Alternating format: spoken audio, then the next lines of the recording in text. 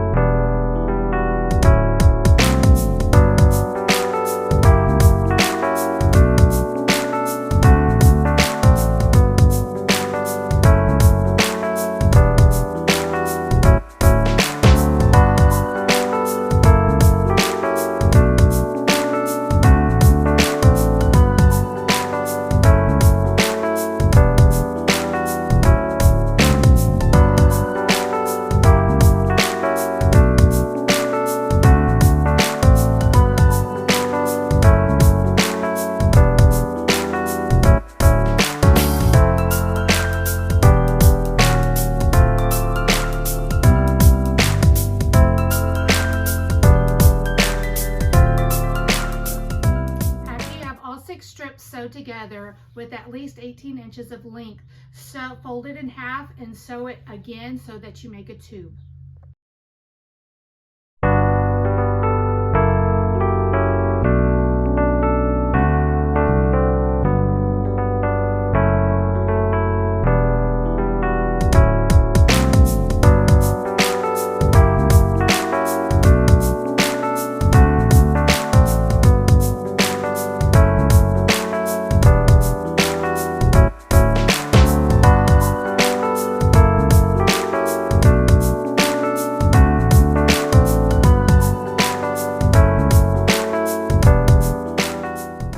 You pick a place, any place that you would like, and you open the seam up.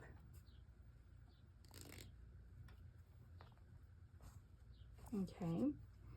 On the next section, you pick between the first one and the second one and open that seam.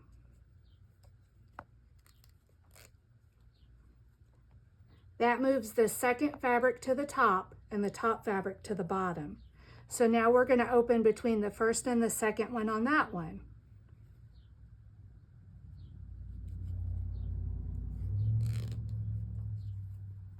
Again, it moves the second fabric to the top and the top fabric to the bottom. So now we need to go in between these two.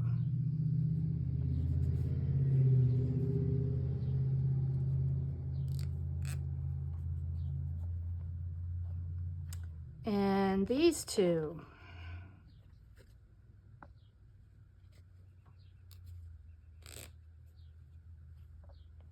And last one, butterflies and geometric.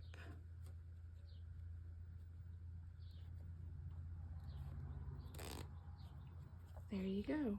And now you have all of your pieces to sew together.